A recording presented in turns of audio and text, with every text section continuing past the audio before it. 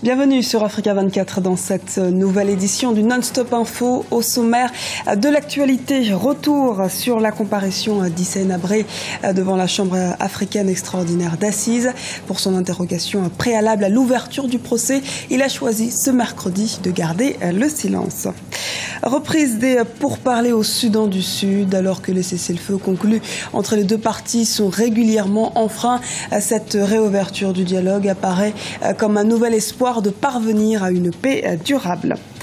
Le président équato-guinéen Teodoro Obiang Nguema Bazogo affiche ses ambitions pour le pays. Nous verrons que pour cette année 2015, l'accent a été mis sur les infrastructures. Mais avant de développer ces titres, la crise politique se poursuit au Burundi. Les élections législatives et communales initialement prévues ce vendredi ont été reportées à une date ultérieure. Il en est de même pour le scrutin présidentiel qui devait se tenir le 26 juin. Ce report devrait permettre de poursuivre les discussions sur de nombreux points de discorde entre opposition et gouvernement. Notons également que 17 formations et partis d'opposition du Burundi récuse l'envoyé spécial du secrétaire général de l'ONU pour la région des Grands Lacs, Saïd Dinit. Il demande un nouveau médiateur et l'accuse de partialité. Audience préliminaire d'Hissène Habré à la Chambre africaine extraordinaire d'assises au Sénégal. Ce mercredi, l'ex-président tchadien a assisté à l'interrogatoire d'identité, une procédure obligatoire où il a pourtant choisi de ne pas répondre aux questions. Les précisions d'Ibra Khadindiaï et Arwa Barkala.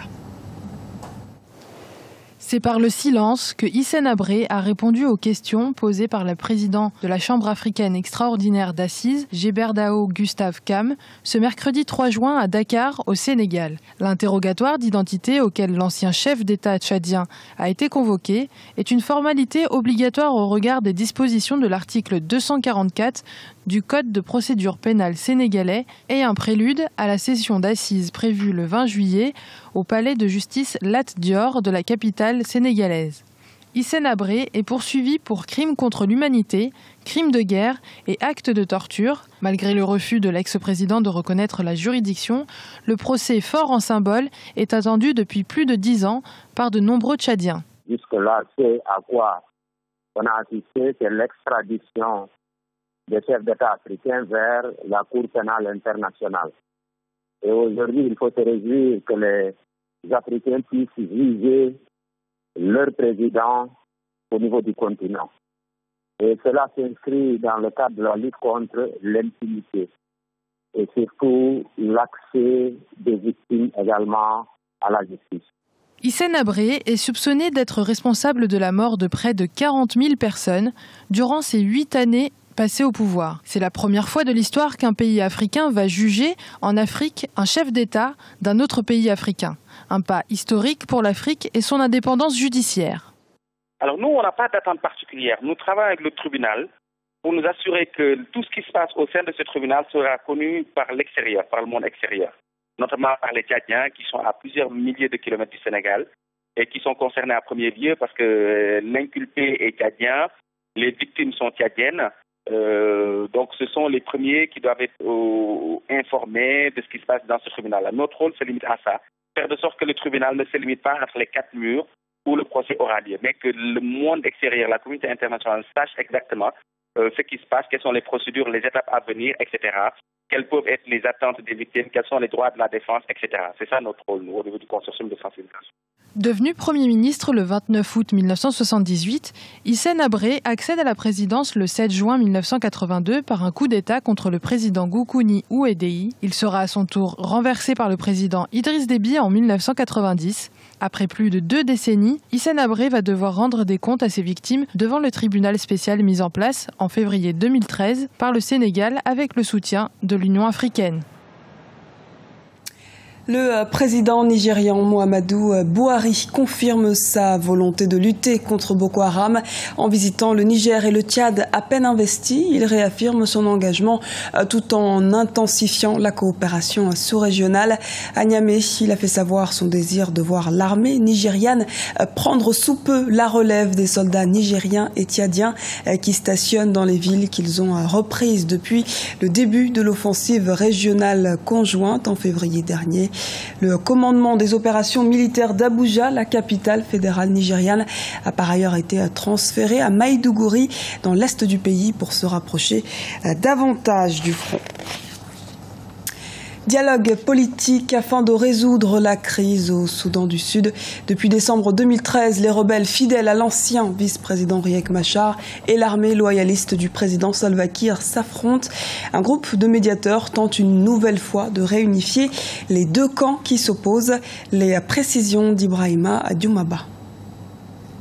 Au Soudan du Sud, d'anciens détenus politiques arrêtés en 2013 lors de la crise du parti au pouvoir SPLM ont rencontré le président Salva Kiir dans le but de le réunifier.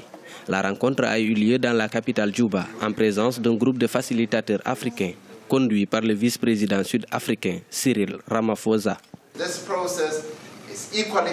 Nous ne devrions pas jeter ces processus, d'autant plus important qu'ils cherchent à aller à la source réelle du problème où ils étaient en désaccord au sein du parti. Et ce que nous comptons faire, c'est d'unir le parti une fois de plus pour obtenir des leaders qu'ils entament des discussions les uns avec les autres pour faire fonctionner le parti comme il le devrait, en tant que parti qui dirige le gouvernement ici au Soudan du Sud. Depuis 2013, le Soudan du Sud est confronté à une crise politique à la suite du limogeage de l'ancien vice-président Riek Machar. 10 leaders politiques ont été arrêtés à l'époque. Ils vivaient en exil au Kenya. Ceux qui sont déjà rentrés depuis lundi à Djouba se disent préoccupés par la crise qui mine leur pays. Nous avons vraiment honte. Si vous voyez notre peuple, ce qui se passe aujourd'hui, la souffrance que nos populations endurent, en tant que leaders, nous ne pouvons pas vivre de cette façon. C'est un mauvais point pour nous en tant que dirigeants et nous prenons la responsabilité collective de tout ce qui arrive. Nous sommes heureux que la réunion que nous avons tenue aujourd'hui nous ait permis d'avancer, à savoir faire un pas en direction de la paix. Les médiateurs tentent de relancer les pourparlers de paix soutenus par les pays africains entamés en Éthiopie il y a quelques mois. 2 millions de personnes ont fui leur maison depuis le début du conflit armé. Ils sont près de 34 420 civils à vivre dans des camps à travers le pays. Ils y organisent souvent des tournois sportifs pour promouvoir la paix. Interdiction de rassemblement à Madagascar. Le ministère de l'Intérieur a interdit la tenue de toute manifestation ou rassemblement à caractère politique dans les lieux publics. Pour rappel, le pays traverse actuellement une crise politique. 120 députés ont engagé une procédure de destitution du président R. Razaona Rimampiane. La Haute Cour constitutionnelle doit se prononcer à la mi-juin sur la déchéance éventuelle du chef de l'État. Modernisation de la Guinée équatoriale. Le président Teodoro Obiang Mbasogo met l'accent sur les infrastructures. À l'occasion de son 73e anniversaire célébré ce 5 juin, il a tenu à rappeler son projet social qu'il ambitionne de mettre en place pour le pays. Les précisions dans ce reportage de nos correspondants en Guinée équatoriale, Serge Kofi et Léopoldo Enememba. C'est devenu une tradition en Guinée équatoriale. Le 5 juin, la date d'anniversaire du président équato-guinéen Teodoro Obiang est devenue une occasion de montrer les étapes de son projet pour le pays. Cette année, l'accent a été mis sur les infrastructures. Au total, ce sont 4 projets qui ont été lancés, parmi lesquels le nouveau bâtiment du ministère des Travaux publics.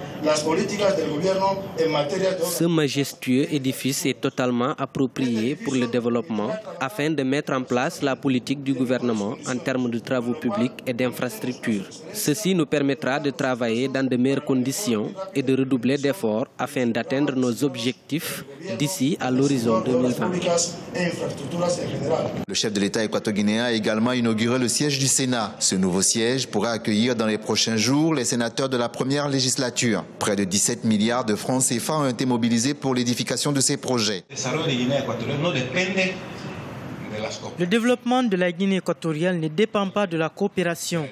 Certains diront que notre développement, nous le devons à la coopération avec des pays amis. L'aide ou la coopération ne peuvent pas transformer une nation. Ce qui concerne une nation, ce sont les ressources humaines, la volonté ferme du peuple et des dirigeants. Le contraire ne nous aurait pas permis de nous développer.